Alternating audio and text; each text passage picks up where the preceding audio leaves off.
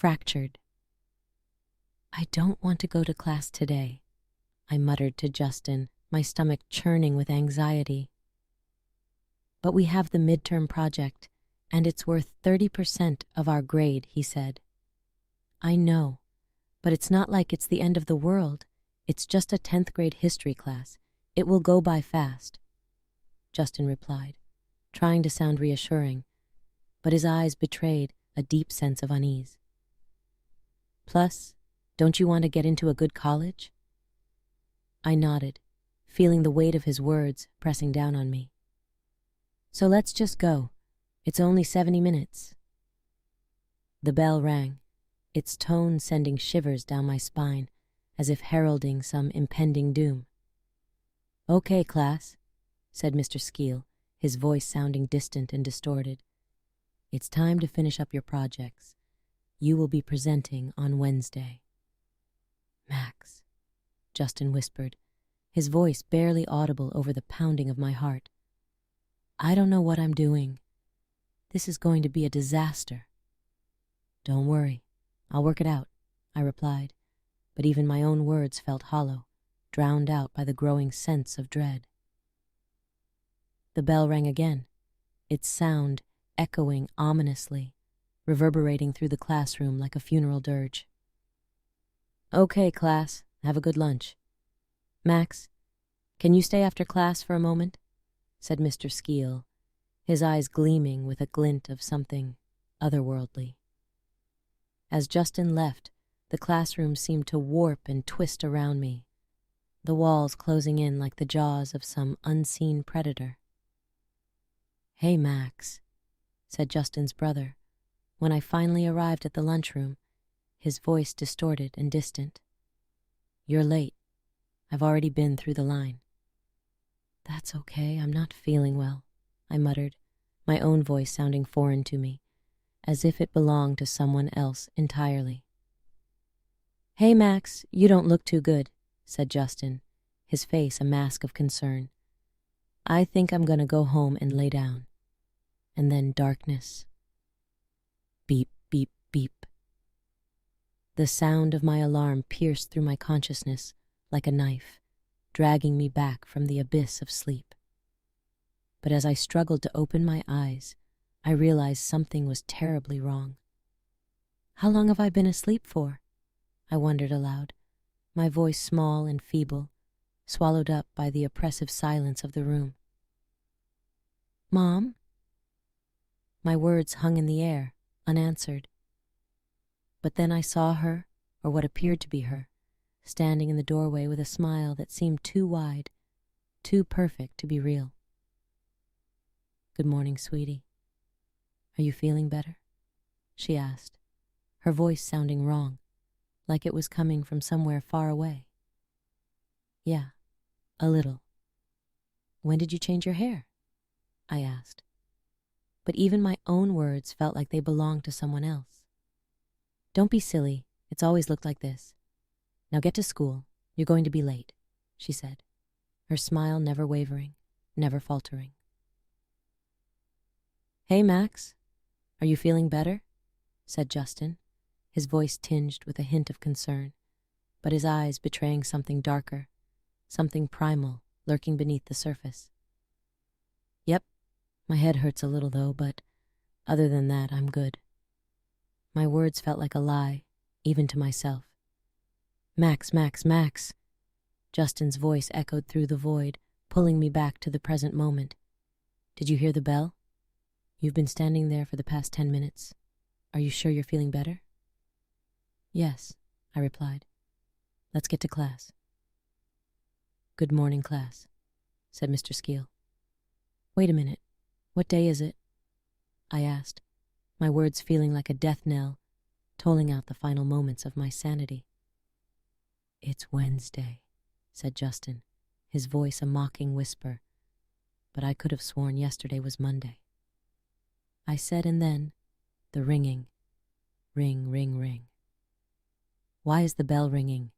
We've only been in class for maybe 20 seconds, I said, my words a desperate plea for sanity in a world gone mad. "No, we haven't," said Justin, his voice dripping with malice. "What is that awful noise?" I asked, but all that came out of Justin's mouth was what I would describe as static and heavy machinery, a cacophony of sound that threatened to consume me whole. "Stop!" I yelled, my voice a feeble cry in the darkness. "Stop!" Just then, "Max, come to the front office," says the intercom, its voice a whisper in the void, a siren call luring me further into the abyss. Beep, beep, beep, my alarm? Wasn't I just at school? And why can't I move or open my eyes? Am I asleep? But why is that noise still here? Was that just a dream? I need to try to open my eyes. But as I struggled against the darkness, I realized the truth. Oh, God. What is that thing?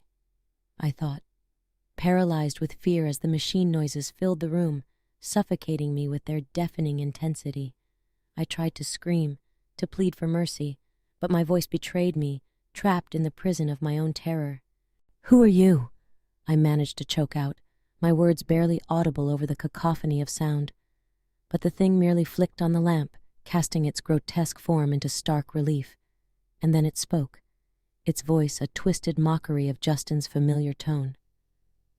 "You know who I am," it rasped, its words dripping with malice and something far darker.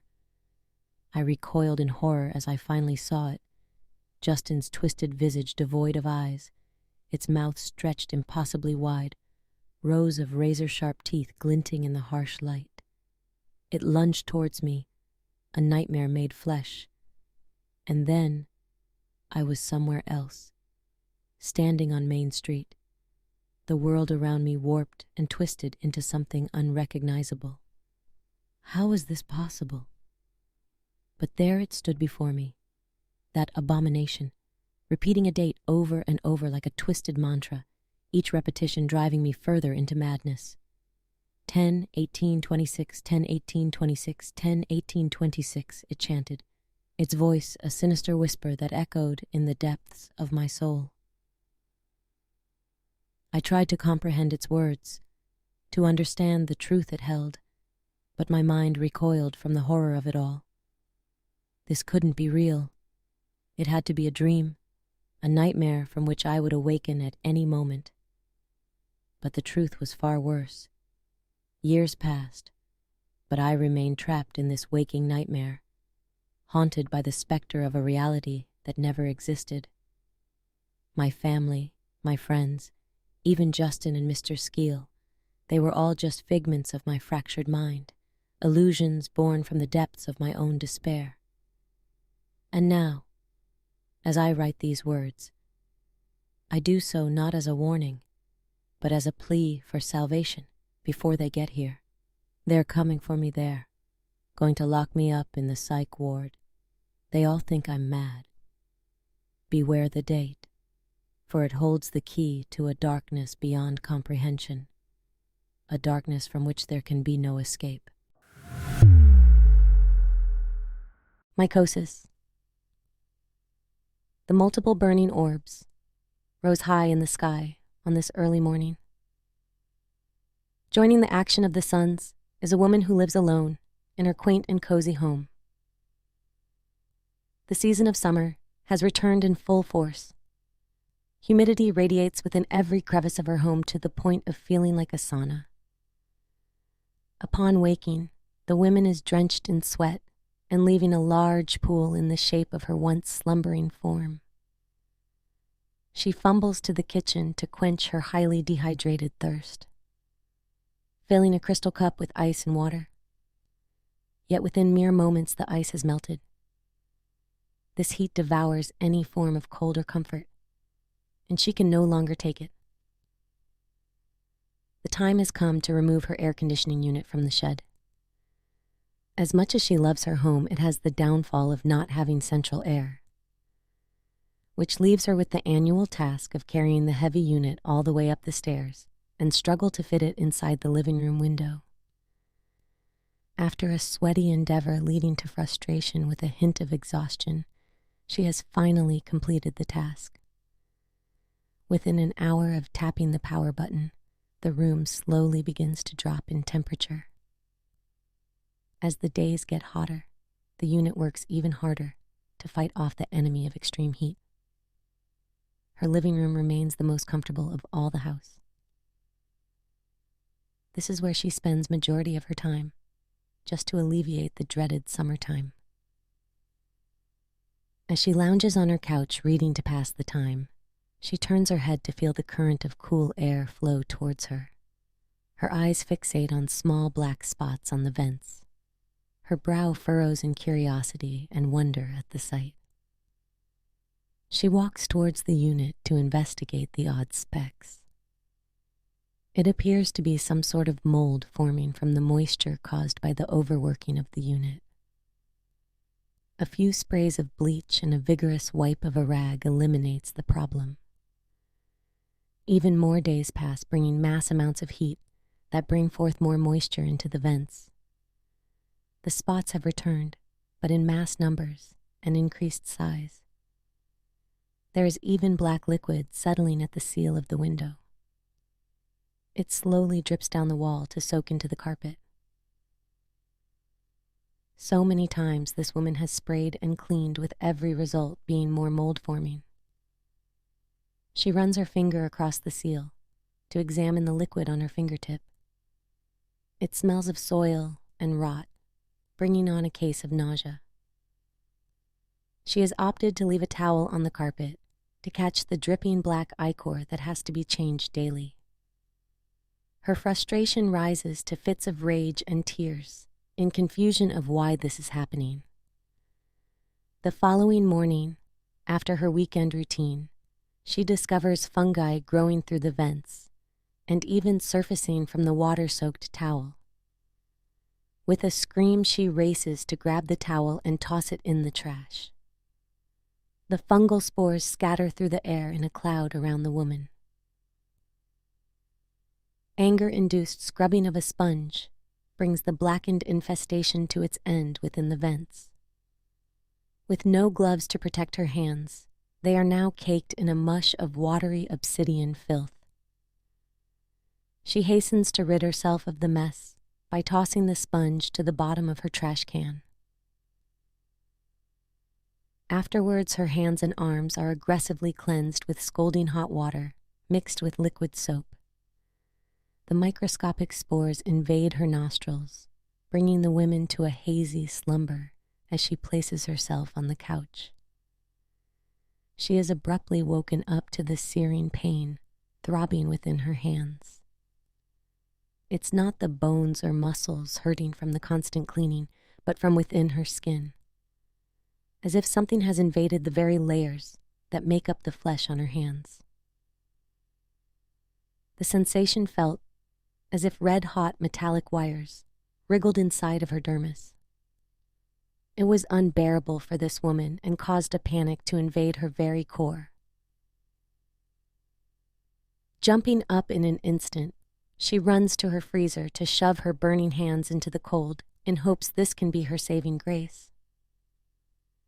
For a few moments it seems to help her condition, but as she loses feeling in her fingertips, she can no longer handle it. Removing her hands from the freezer, she slowly regains feeling, and the burning begins to return. Looking down, she notices large bumps clustered at the tips of every finger on both hands.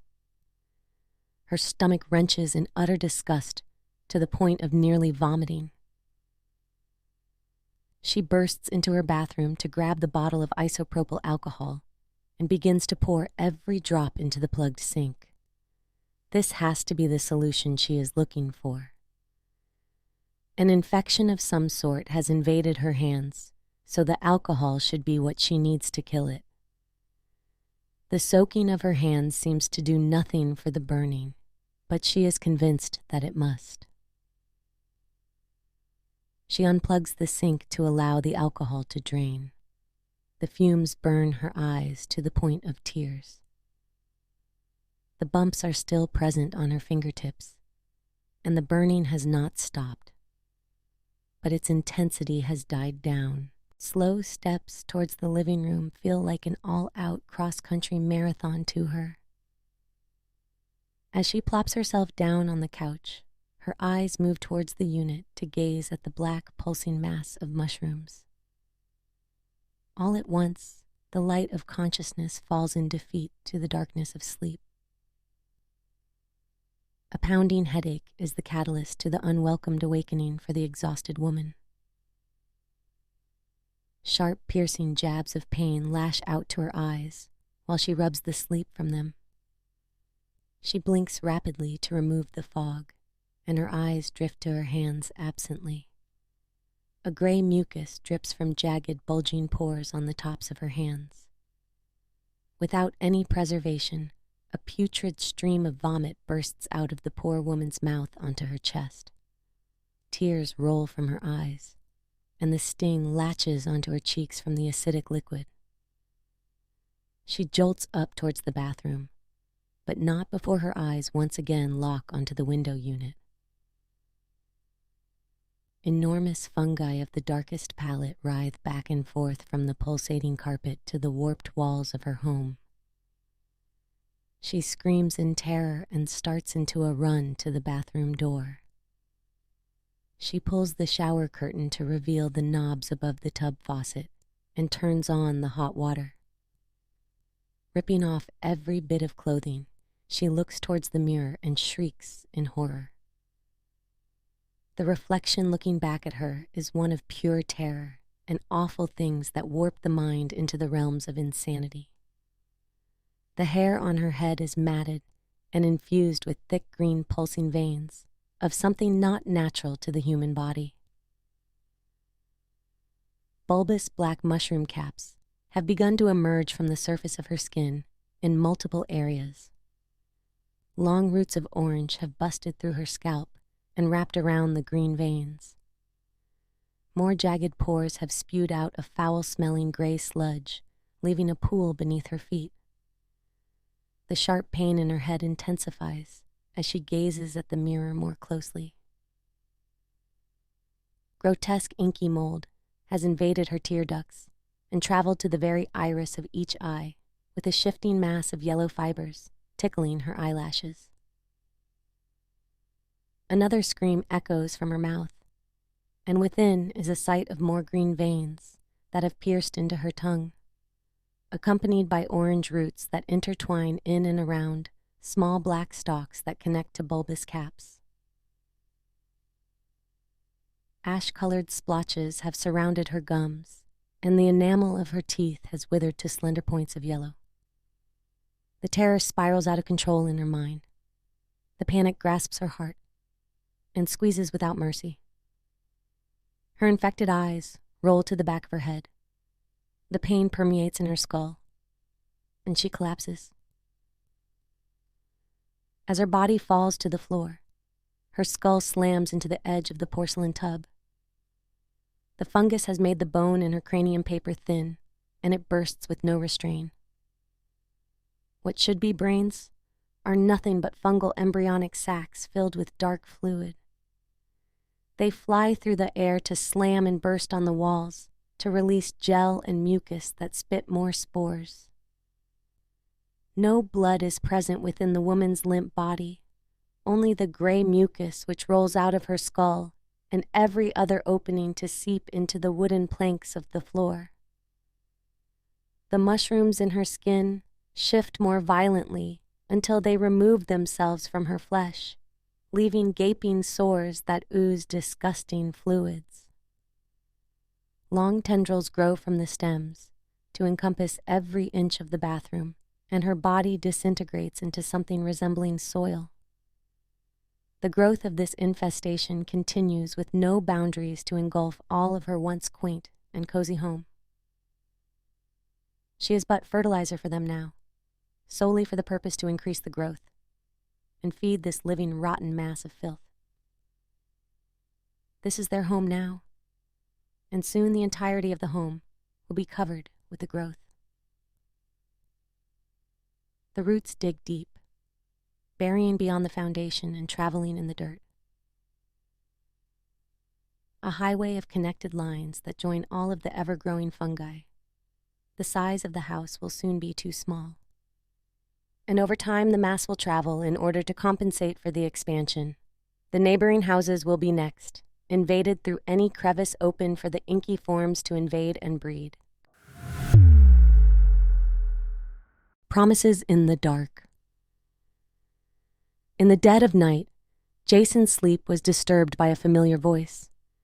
Groggy and annoyed, he got himself up from the warmth of his bed, the moonlight swiftly glowing across his room.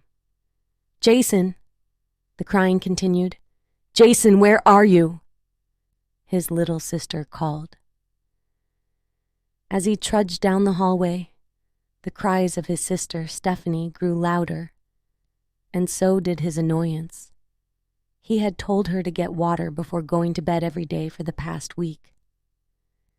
He was almost at the living room when a sudden grip on his arm stopped him cold.